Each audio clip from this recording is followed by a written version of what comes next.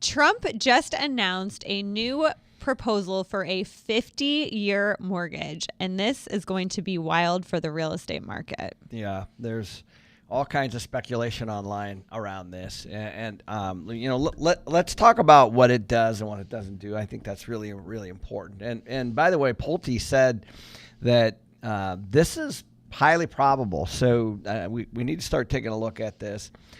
I actually agree with this because what it's going to do is it's going to lower people's monthly payment. And this is no different than the car dealers, what they've done. Like when I was buying a car as a kid, there were 36 and 48 month, car payments, right? Mm-hmm. Now you can go out to 84, right? Actually, probably even more now. It's been a while since I financed a car. But the point is, that's all this is solving. One of the things it's solving. The interesting thing is it actually doesn't generate more interest. So it's not more expensive to the consumer. It's not? No. It's because it's the same interest. Well, right. But if they wait the 50 years to pay it, they'll be paying more. Yeah. But the interest rate on the balance, right? It just gets spread over the term, right? Correct. So, what it does is it gets people into homes. The homes don't look like they're going down anywhere time soon from my standpoint. Like, well, what are we at? About 415,000, I think, was the average price nationally, of course, guys. Trust me, I know there's homes in your area that are less, and there's homes in your area that are more. But the point is, it's at about 415. So here's how it breaks down. If somebody puts 20% down, and there's the interest rates, I think I looked last, is like 6.2 right now, let's just say. That makes their payment about $2,034. With a 50-year, it brings it down into 1,700 and change range, right? So it's a significant number, I think, Yeah, and we were talking before, like we don't know if this is going to be offered also to investors or if it will just be home buyers for their primary. I hope it doesn't. Actually, I know I'm going to get slayed for this I one. hope it does. I know you do, but like we're not trying to create a bubble. I'm telling you, like this is going to get people to buy homes for sure, guys. It'd be no different than a multiple point interest rate cut. All right, and then, of course, what happens if rates go down? Let's go there in a minute. But the reality is the investor, there's a lot of money on the sidelines looking. We're heading toward a renter nation. We know this. We're undersupplied with housing. We know this. The worst thing that this, and by the way, I know I'm going to get slayed for this one, but the worst thing that could happen is to offer this to investors. We need people like my kids to be able to move into an affordable home, build credit, and start building, because don't forget, start building their wealth this way. Most of America's wealth is sitting in their home equity, and so this is what we want. This is actually going to be negative toward the apartment market, which is my market.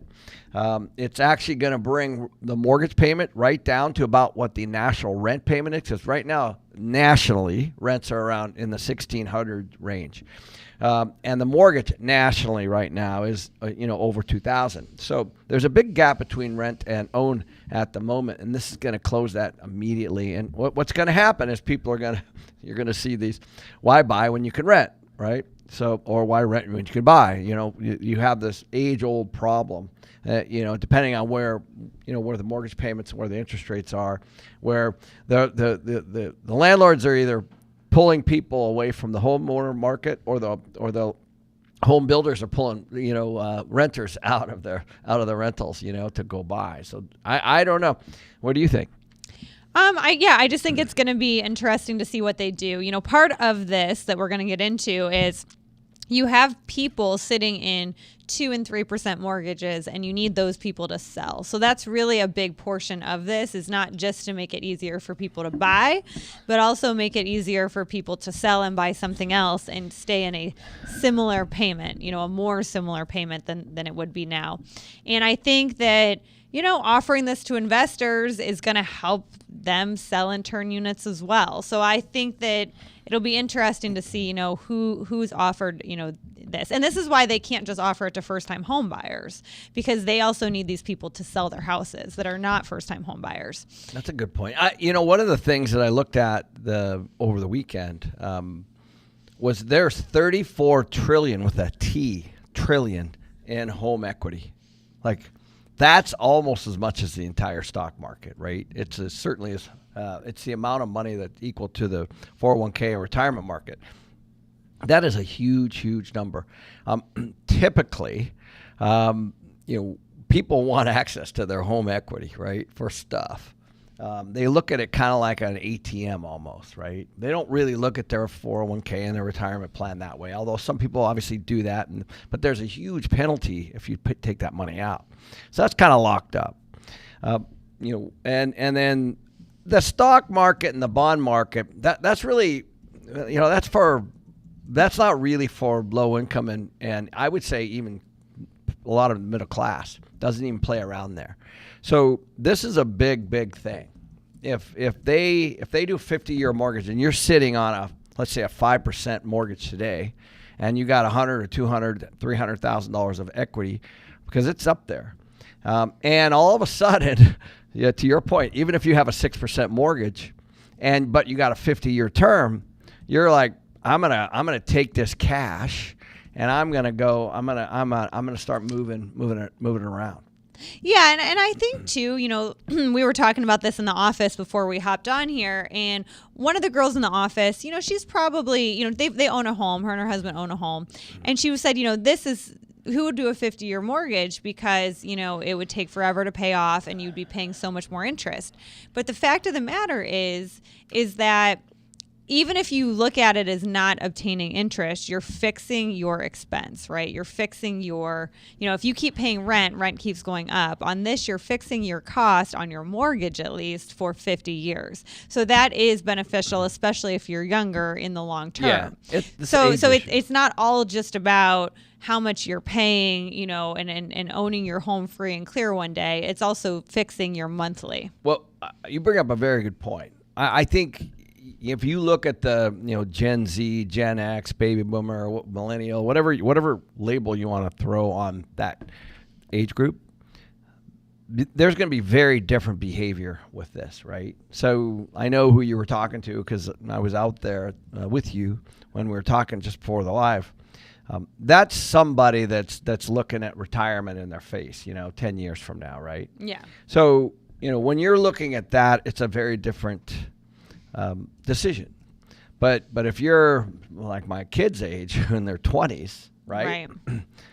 It's a very, very, they're not thinking the same way. So you have to kind of, and also whatever financial situation they're in will also determine this. But what it will do is it'll come right after the Class A apartments and anything that's expensive, as an example, because 20% down, if we can do this 20% down thing, let's say, people can put that, put that money together, the 20% down, a lot of people. And if they can move laterally to not pay rent, they're going to be better off, because don't forget, you're also paying down the mortgage principal.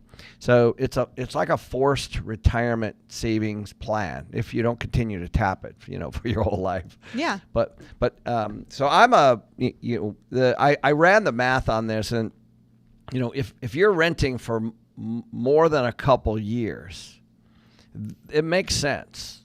Well, when you also have to think too, like somebody, Eli just put on YouTube, if you buy a house at 40 and you do a 50-year mortgage, it won't be paid off till you're 90.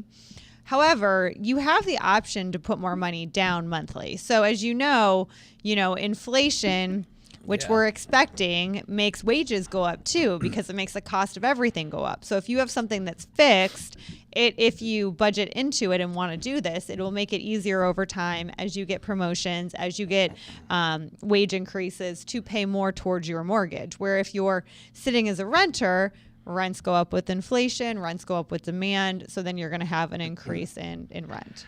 But I think there's a big piece here that if you guys are trying to compare this directly with, let's say, crypto or stocks or bonds, let's say, okay, let's just use the number of the cost for a home. Let's say it's $400,000.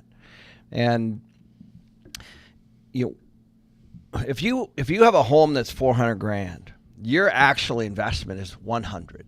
Don't forget that. This is called Okay, and in bonds and stocks or in crypto, you're not levered. You're levered with real estate. So you, let's say you got 80% leverage or 75, or pick a number. It doesn't really matter. The point is, one's levered, one's not.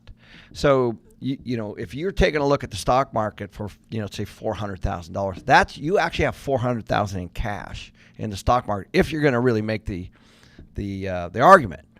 And so, if you got 400,000 in a house, you really only have 100 grand in there, because 300 is not your money. It's actually the bank's money. It's a mortgage, and that's exactly the point.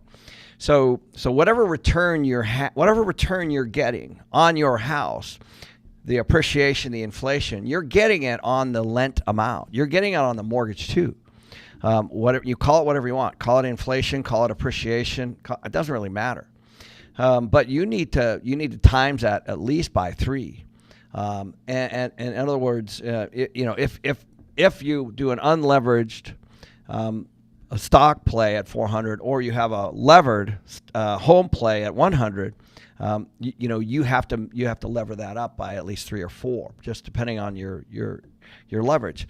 So all things being equal, the single family home crushes those other investments. It's not even close, because you get to borrow, and the reason is because the banks, they don't really care to lend against crypto. They don't really care to lend against stocks. You've got margins and stuff like that, but nothing like real estate where there's actually full collateral. So I think hands down, this is going to be a big win for the first-time home buyer. It'll be interesting, though, for those of you looking to buy, you will be.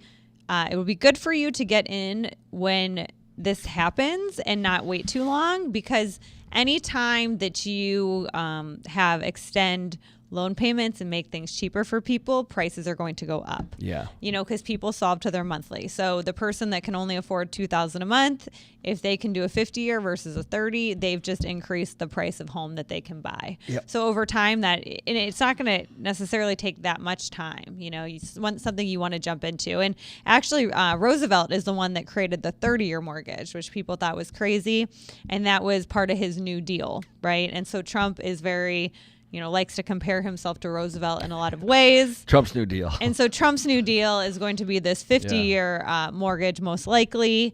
When Trump said it, I was like, oh, he says a lot of things he doesn't do. But now Pulte came out and said this is a real thing. Yeah. And said they're working on it. Yeah. So it's a real thing, and you guys really need to wrap your head around it. But you also need to know, if you're looking to buy a house, I personally would do it when the 50-year comes out, and I wouldn't wait too long, because it is going to start moving houses and increase prices. You're right. And I'll tell you something, guys.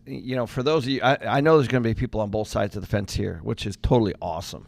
I love that kind of open discussion. But you got to look at the facts. The facts are the average age of a first-time home buyer is over 40 years old now. It just went over 40 recently. I think it's 41. And not long ago, it was 28.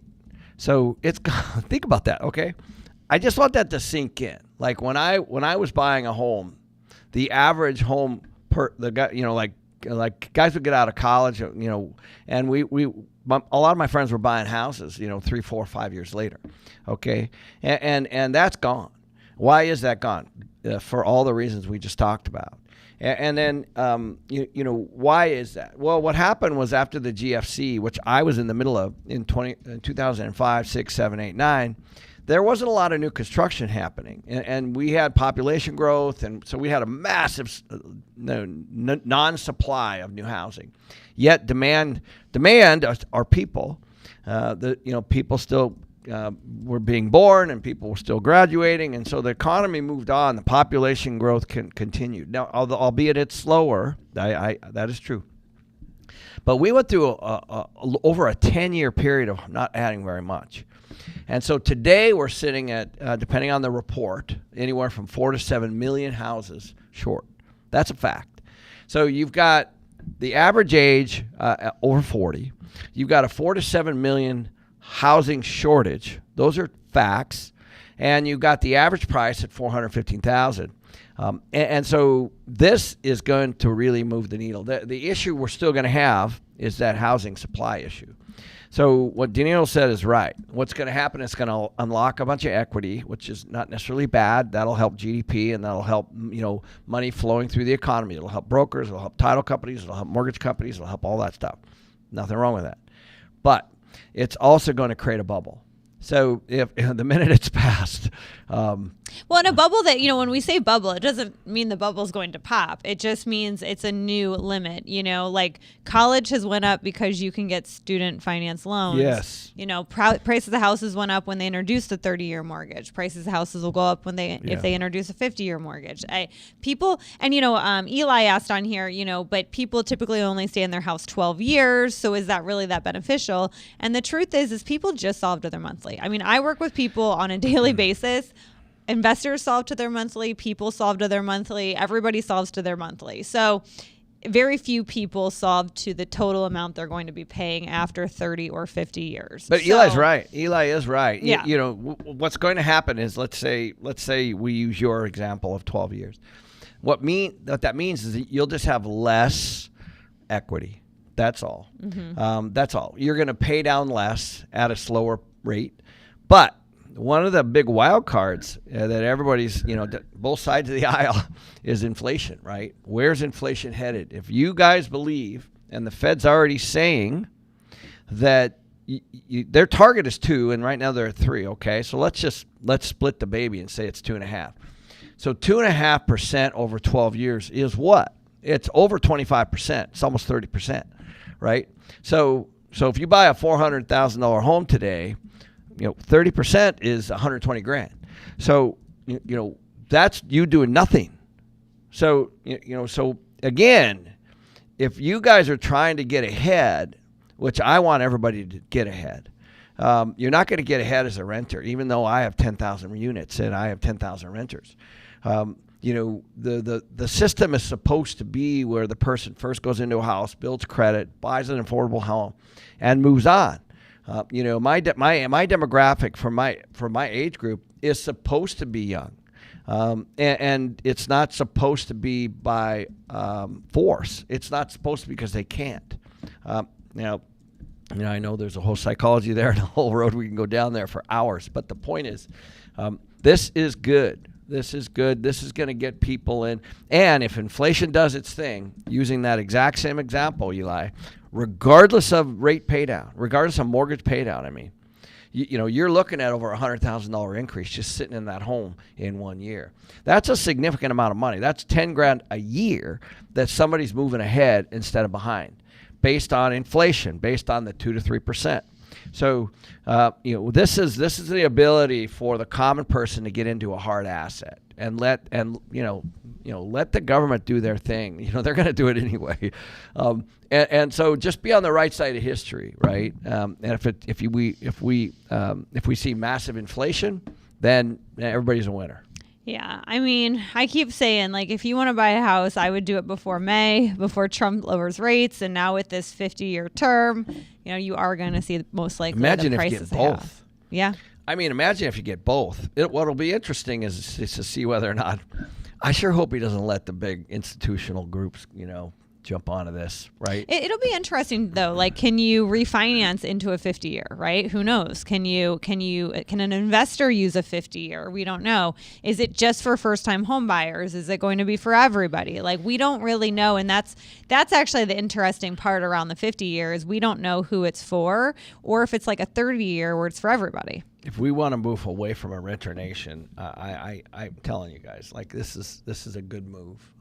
Speaking from a landlord standpoint, it's a good move. It's going to completely start competing against apartments for sure and rentals for sure, right? Because you can't lower a payment by a few $100s and not expect it to have the person that's renting to have more options, because they will have more options. They may not have the down payment, and that's typically the obstacle. Yeah, and that's a big obstacle for a lot of people.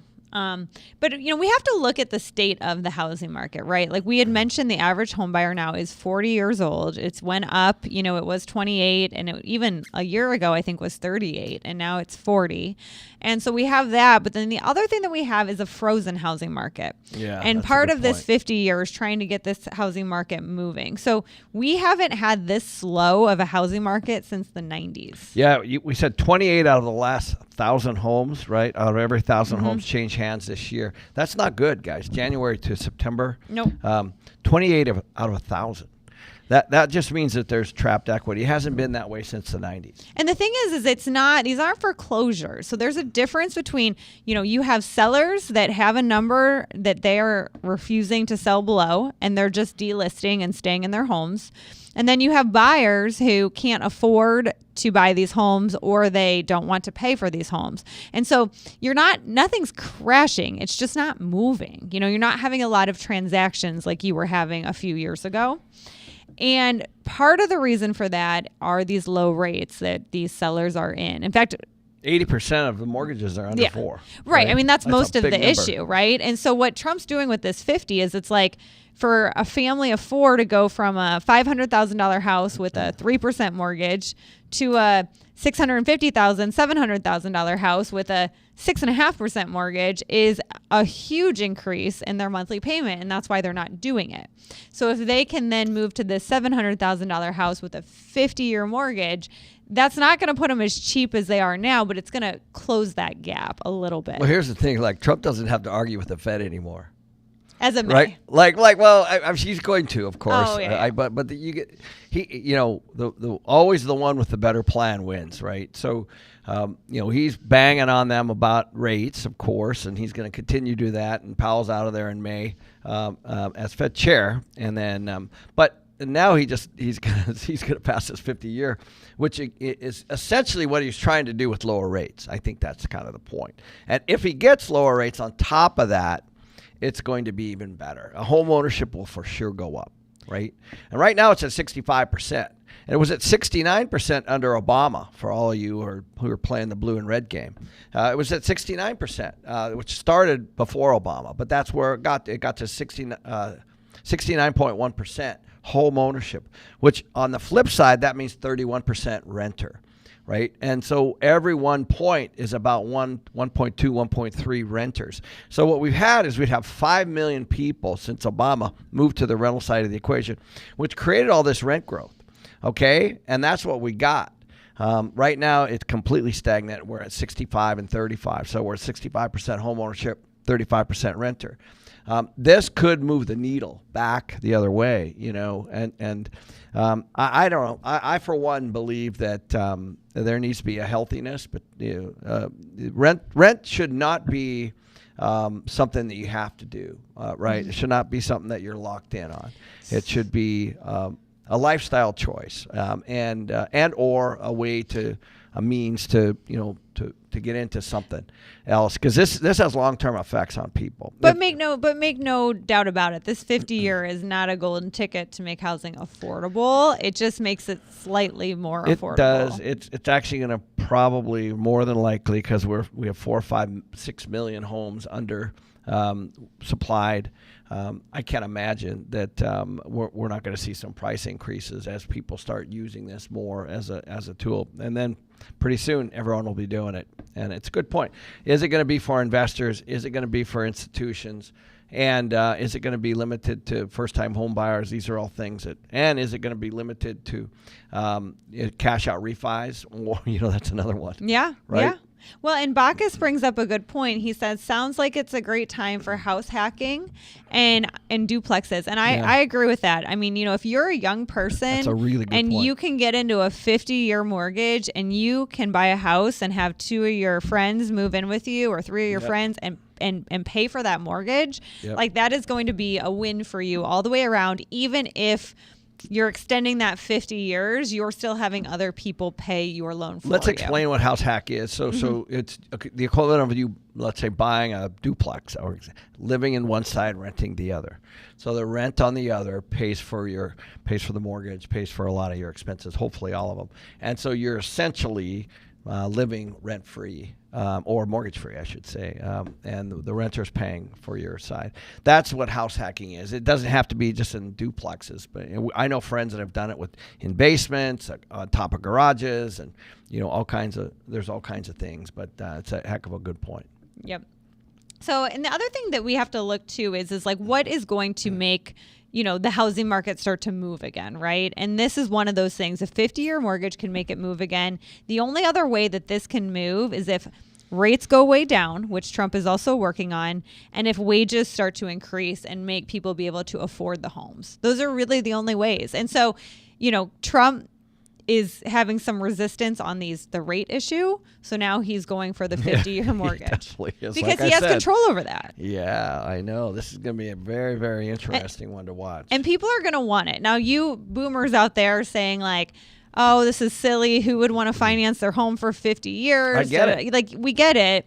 But also, if you're a 30-year-old watching right now and you or a young couple and you're trying to figure out your monthly payment, you're going to appreciate this and think to yourself, well, let's do the 50-year and maybe try to pay it off early over time or refinance later. But this gets us into a payment we can afford because these young couples, they're looking at $3,500 house payments in our area, at least for a starter home. And that's very expensive. So if you can get that down $600 or $700 for them, that is a game changer. Yeah, if you're a boomer and you're in a home, then you're looking at it through rose-colored glasses. You have you're a little biased, right? Yeah. Because that's not what you did when you were young. But if you really strip it down and take a look at why is the first-time home buyer over 40 years old, right? And when you were young, it was in the 20s. Okay, so things have moved, and you just haven't seen it. So this is actually good. It's it's going to go straight head to head against the apartment market and the rental market for sure if it passes. But that's okay. It's good. It's good. It is good. We need people to get into hard assets and not in 30, 40 years when you are a boomer or whatever your label's going to be then. Are you going to be a renter at 50, 60 years old? That's the issue. The reality is that we don't want that. There's been a couple things here. Ryan really sums this up well. They said if history repeats itself on a 50-year mortgage, your house will probably be worth more 3 to 5 times what it's currently selling for. So you'd make money on the appreciation at least. And that's the thing is if you wait and you let other people take advantage of the 50-year and then home prices go up, well now, it's almost like when the 30-year was created, a lot of people probably still did the 15, but then over time, almost everybody does the 30. Well, that's what's going to be the 50. Everyone's going to do the 50, so prices are going to be based on the 50. And so you don't want to wait to get into it because then, prices are going to go up over time. And if you don't get into it, then you miss out on all that appreciation that you're going to get from this. And us investors that have property, we're going to get that same appreciation from the stuff we already own, irregardless if we're included in the 50-year or not. And let's break that down real quick before. How can he come up with that? And I'll tell you how. Right now we're at 3% inflation. Now, of course, it's impossible to do this correctly over 50 years. But if you take 3% at 50 years, that's 150%. That's it. That's 3 times, right? That's what he's saying, and he's not wrong. We don't know what inflation is going to be over the 50-year period, and you're probably not going to hold it that long. And there's all these kinds of things that you're going to say to make yourself right. But at the end of the day, you're also getting the inflation or appreciation, whatever you call it, on the lent amount, on the mortgage amount. Don't forget that. You're borrowing 75 or 80%, and you're getting appreciation off of that too. And Eli said, this is interesting. If you're over 50, will a lender give you a 50-year loan? I don't know. Because that is interesting because I know in other countries they have longer loan terms and they're not fixed, but there are age caps on those loan terms because of that. This is a hornet's nest for the estate planners and the people without wills and all that kind of stuff, right? Yep. That's a really good point. Yeah. So it's going to be interesting. So we will keep you guys posted as more information comes out on this. I think there's a lot of questions still. I do think they're going to do it. It sounds like they're full steam ahead on this. And I don't know why either side of the aisle would vote against it, because it does make housing more affordable. So I doubt it'll be a tough one for them to argue, guys. Yep. Like, all they're doing is spreading your payment over a longer term. It's the same thing the auto manufacturers did years ago. You just barely noticed it when it went from 48 to 60 and 60 to 72 and 72 to 84. And people want it. I'm telling you, I know it sounds hard to believe, but like, you bring up a good point with the car loans. Like, if you told people, hey, we're getting rid of all, long-term car loans, you can only do 36 months now, people are going to be upset. Of course, they're going to be like, their absolutely payments would not. double. They could, no, we're helping you because you're not going to pay as much interest on the whole car. They don't care. They don't want. Then they can't afford as nice of a car, or they can't afford a car at all, and then they're upset, right? So they want the longer terms. That's what people want. You don't have to do it, but it's what people want. So on this 50-year loan, there's going to be a lot of demand for the 50-year loan, and you don't have to do it, but there's going to be demand for it. Yeah, trust me. And then, without a doubt. And before we jump off to the next topic, we should chat about our Monetary Metals, our sponsors. Is near all-time highs, but appreciation isn't the only way to benefit. Monetary Metals, you could potentially earn a yield on your gold, paid in physical gold, without selling it. Here's how it works. When you lease your gold through their platform, pre-qualified companies pay to use it under strict guidelines, like renting out real estate, but with gold. Instead of paying to store your metal, you may earn up to 4% annually in gold. You stay in control, and you can choose which leases to participate in. Monetary Metals handles the due diligence, lease terms, and all the administration. Thousands of investors use this approach to grow their gold, not just sit on it. Visit monetary-metals.com/Ken to learn more. Leasing gold involves risk, and returns are not guaranteed. This is not an offer to buy or sell securities. Please review all risk disclosures at monetary-metals.com. Visit monetary-metals.com/Ken to learn more. Okay, so let's talk about planning for next year. What does all this mean? Because the Fed's meeting one more time. So what are you seeing in the market? Well, traditionally, people that list homes towards the end of the year, it's a terrible time to list a home. Imagine listing a home right now, right in the holidays. Well, you told me they're delisting, right? Well, a lot of people are, but the people let's start talking about the people that are listing right now. If they're listing towards the end of the year, they're much more motivated sellers, because why wouldn't they wait till January, right? That's a good point. So those and homes that are still sitting right now, a lot of them are going to be more motivated as well, because the market really slows down. So if you are a buyer, end of the year is a great time to make some good deals happen. Or at least keep watching. Watch. Yeah, watch and see. But if you're a seller, we have a home for sale right now, and we're actually delisting it towards the end of the year, and then we're going to relist it in January because it pops up new on Zillow. I think Q1 you guys are gonna see a lot of new listings hit the market, right? On the commercial side too, right? Like we're having the same, very different scenario where people are running out of cash, and the GPs are a mess, and there's no equity left and all that.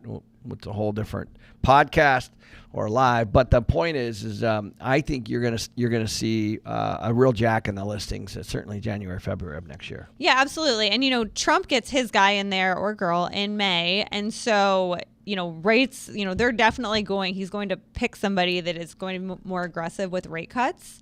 And then on top of this 50-year mortgage that he's probably going to want to have hit right around that time, because he's going to want to get credit for all of it. Yep. And so, of course, every little thing he's going to want to get credit for. So with that, I think between early next year is going to be a really good time to buy. Yeah, guys, I'm telling you, get ready. Just plan. Start looking at markets. Start looking at inventory. Watch. Wait for the Fed meeting in December.